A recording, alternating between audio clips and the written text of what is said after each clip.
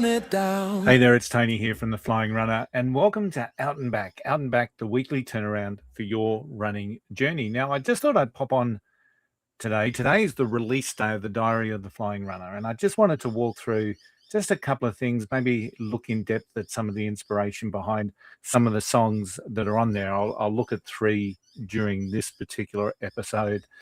And maybe if you like it, I can come back next week and talk about some others that are on the album. But the Diary of the Flying Runr has been a bit of a project I've been working on for probably over the last 2 months. So for those listeners to the podcast or viewers of the podcast, now we had some challenges towards the back end of 2025 in relation to our theme music, our intro music, and all of a sudden we were being blocked by using that, even though that music had been acquired through one of the memberships that I have with Adobe. It suddenly was becoming blocked, and that presented a real problem because we could have lost all of our episodes. Now, luckily that hasn't happened, but that incident caused me to look more deeply into AI. Now, I've been fiddling around with AI for a while with the jingles that we had for Tim's tip and Lucia's tip mainly, and they were just a little bit of fun. I wasn't exploring the platforms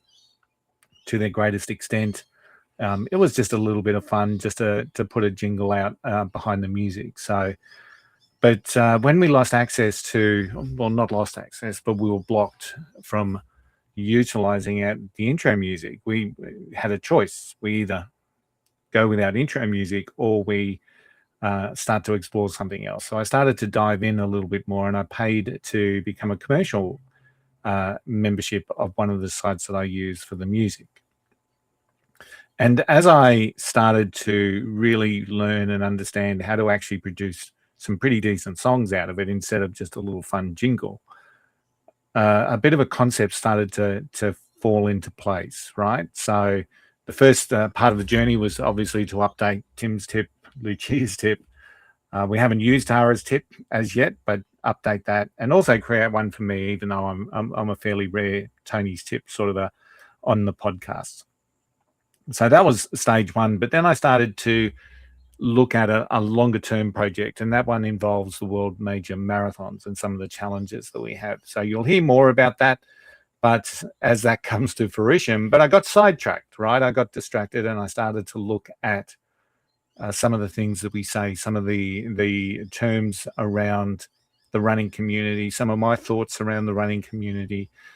And I started to develop the words, the concepts, and getting a bit of a feel for what a song would look like in respect to that. So I guess that's the background of where we got to. So I'm very open in saying that the songs were written in collaboration. I put forward some concepts. I put forward some key words or key themes or key couple of lines that rhyme. For example, I sort of created the bare bones of a song structure, and then utilizing some of the AI tools that are out there, completed the song, and then started to use the platform to create music. And, a lot of people think it's a relatively easy task. It is a fair bit of work to make sure you're putting out a good product.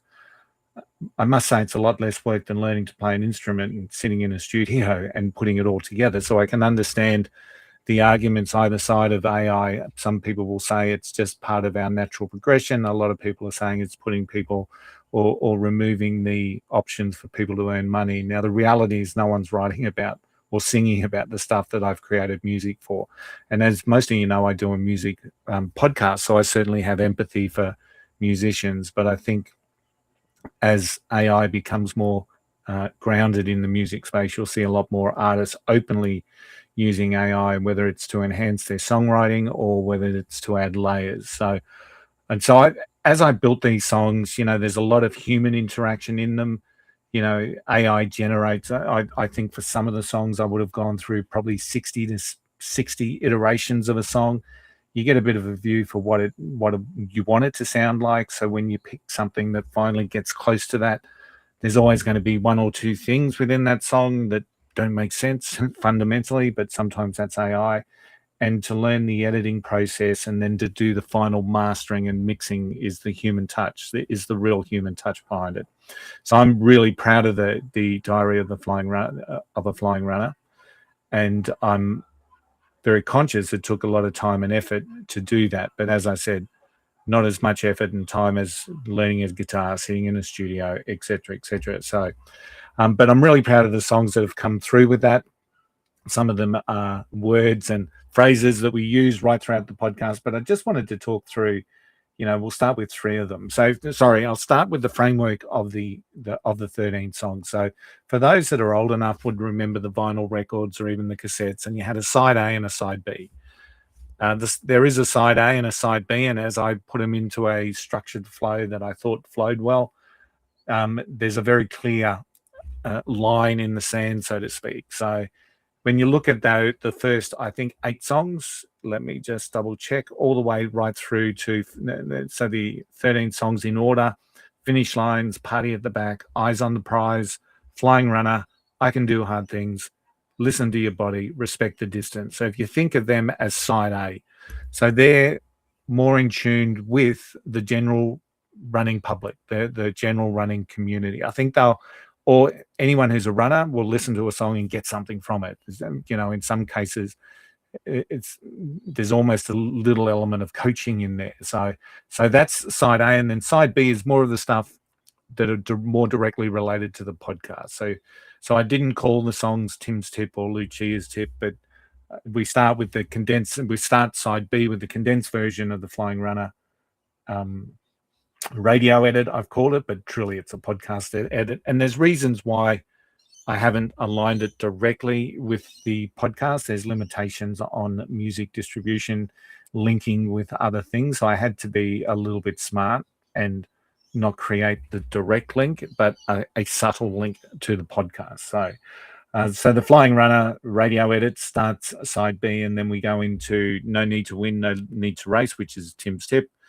Put My Soul at Ease, which is Lucia's tip. Tara Takes the Crown, Takes the Crown, which is Tara's tip. The Out and Back theme, which you haven't heard until this episode drops. And then, of course, No Bold Claims, No Magic Plan, which is Tony's tip. So that's the way the album was structured. The first 8 are a very specific, based to the general running community. And then we have the more specific stuff in relation to the podcast that we do called The Flying Runner. So let me just talk through just some of the inspiration, I guess, in relation to this. The album starts off with Finish Lines, Not Finish Times, and you would have heard Tara particularly talk about this quite a lot on the podcast, and it's something that's really ingrained in her mindset.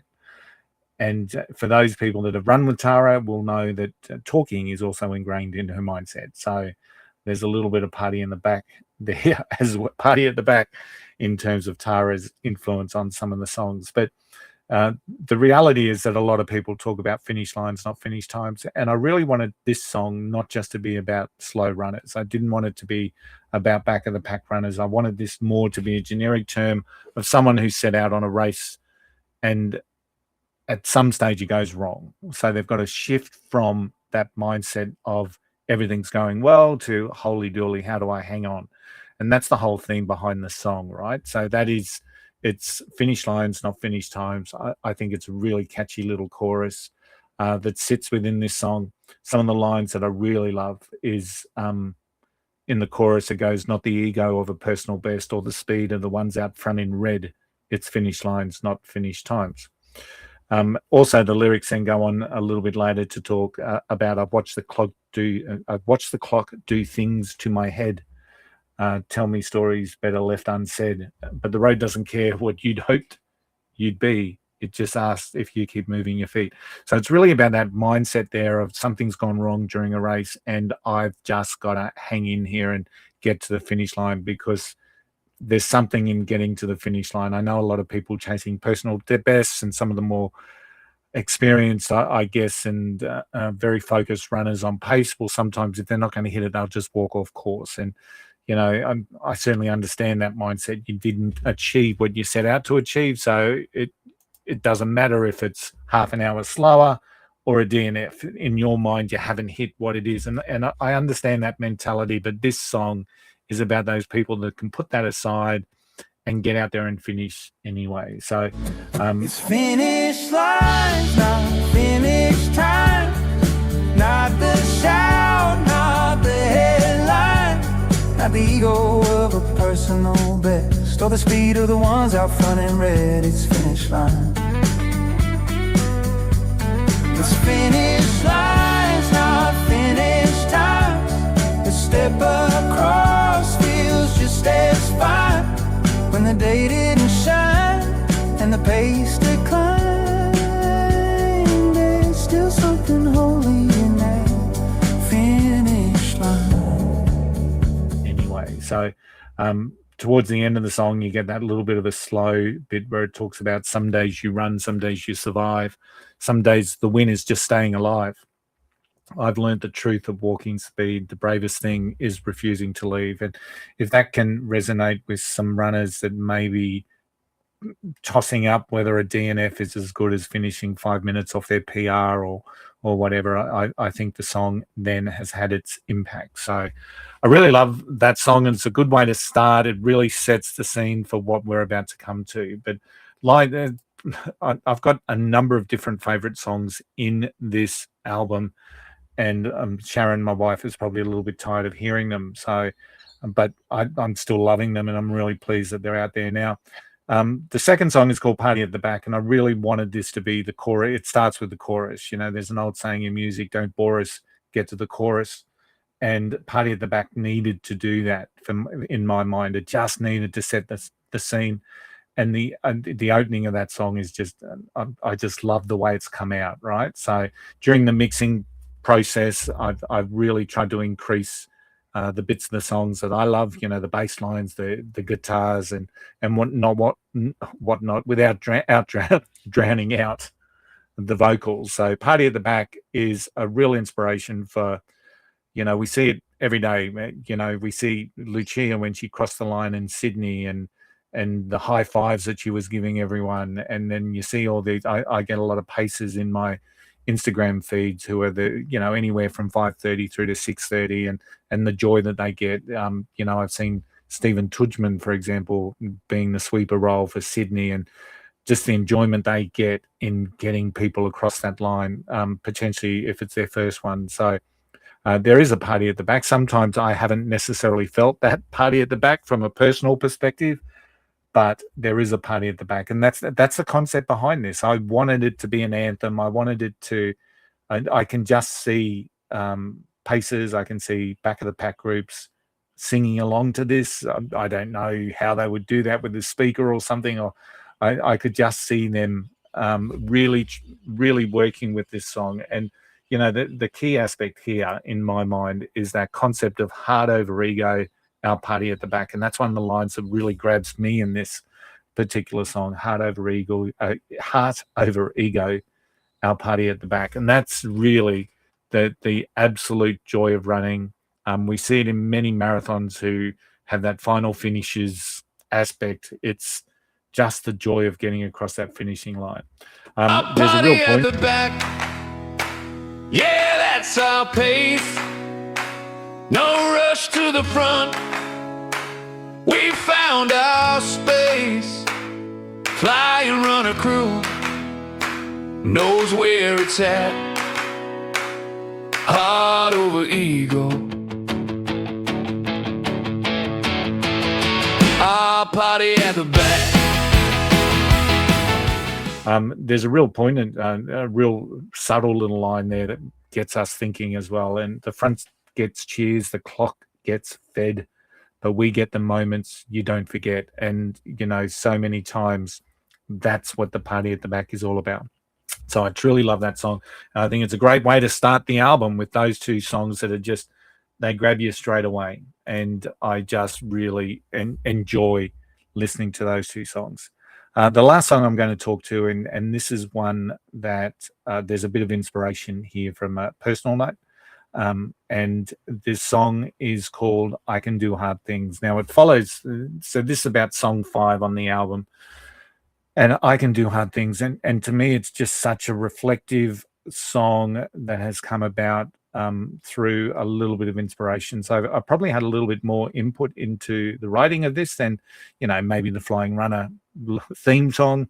There's a bit of me in there, but there's not a great bit of me in there. But in this one, there's inspiration in this song. And the inspiration I'm talking about is a young lady called Hayley that was part of the Indigenous Marathon Foundation. And I first met Hayley in 2023 when we ran Berlin. She's a bit of a live wire. She's a very loud encourager of people, especially towards the back of the pack. She's a little bit quicker than us, but that's okay. I forgive you, Hayley. But she came on the podcast, and I'm very aware of Hayley's journey in respect of some of the speaking events that she's had to do, some of the ambassador roles that she's had to do. I had a really good conversation with her in Sydney in 2024, and she openly shared how she feels, how she's overcome discomfort and whatnot in doing what she's been asked to do. And when she came on the podcast and said that one of her biggest learnings in running was she learned how to that she could do hard things, it really stuck with me because I knew the journey. Now, I've heard other people say it. I've heard Robert DiCasella say it, right? That's one of the joys of marathoning. You learn to run. You learn the aspect that you can do hard things. And, and I don't discount anything of how anyone else feels and how anyone else says. It's true for each and every person, how they say it and how they think it. But I knew that personal journey. So if we talk about I can do hard things, there's that personal inspiration of Hayley in this song. And I shared that with her on launch day, and I think she was quite chuffed. I won't share her response, but I think she was actually quite chuffed. And hopefully confidence grows in the quiet alone. Every hill climbed, every stride I own. I can do hard things, the road has shown me. Crossing the line sets my spirit free. Less about eyes watching, more about my way. Running taught me life is earned day by day. I can do hard things, not just on the street, but in every challenge that I dare to meet. Quite chuffed, and hopefully she'll lean on this song as she continues her journey. But once again, there's some words in here that just really mean some really good stuff. So I can do hard things, the road has shown me. Crossing the line sets my spirit free. It's less about eyes watching, more about my way. Running taught me life is earned day by day. I can do hard things not just on the street, but in every challenge that I dare to meet. So there's some really cool words. There's a really strong meaning. There's some strong foundation of inspiration. But this song is going to mean so much to so many people who have had that journey themselves. I know Lucia talks about her running journey, for example, and how it gets her believing that she can do things that are hard, she can do hard things. I know other people feel the same way. And so I think this song will resonate with so many other people. But the inspiration and the foundation of the song was that very simple concept that Hayley spoke about on our podcast, because that's where it all clicked for me, because I knew her journey and I knew some of that discomfort that she faced and how she's always willing to put herself out for her community. And Hayley is such a inspirational person. So there's 3 songs, and I hope you've learned a little bit about some of the foundations of those 3 songs. And I want to come back next week and I'll pick out another couple of songs that what they're about. I hope you're enjoying the music. This is truly a gift. If anyone thinks I'm doing it for the money, let me just tell you, for every time you stream it, there's something like 0.003 of a cent that gets added into my whatever they call it on Ditto Music. So I don't believe I'm going to become a millionaire from this at all. So it's certainly not about the money. Something like I Can Do Hard Things, I'd love to see the Indigenous Marathon Foundation pick that up and do something with that. And I'd gladly give it to them, because, this isn't a commercial thing at all. This is just me just hopefully providing a gift to so many runners out there and give them, a song that they can resonate with and a song that they can run with and add it to their playlist. And hopefully it comes on with for you at just the right time when you're putting down those hard yards and it's starting to feel a little bit harder. Hopefully one of these songs that you love will come on at just that right time. So I'll be back next week, I think, to talk about another 4 songs that are on the album. I hope you're enjoying them. Wherever you are, they should be available very soon on Instagram and Facebook Reels and whatnot. I checked today, they weren't available, but they are available on TikTok. So, feel free to share them by putting them as a backing music to some of your Reels or your Facebook posts. And once again, that's just, let me tell you, the scam that they have with that one. So if someone chooses one of the songs from Your Pace and Glory, the choice earns the artist 0.0003 of a cent, and then that's it, right? So that's that video could be a viral video and gets shown millions of times, and the artist picks up 0.003 of a cent. So whether that's, that's just not good business sense in expecting to make money out of any sort of music. And unfortunately, musos have to really find a way on, that's why it's so important you buy their T-shirts. That's why it's so important to buy their CDs. And, and to provide that level of support, they'll get more money out of selling 4 CDs than what they will in streaming, 10,000 streams on Spotify. So just keep that in the back of your mind. But as I said, this isn't about commercial. It's a gift to the running community, and I hope you consider it a gift, and I hope you enjoy it. Hey, this is Tony. This has been Out and Back. I really look forward to catching up with you next week and talk a little bit more about some of the songs on Diary of a Flying Runner. I'll see you then. Bye.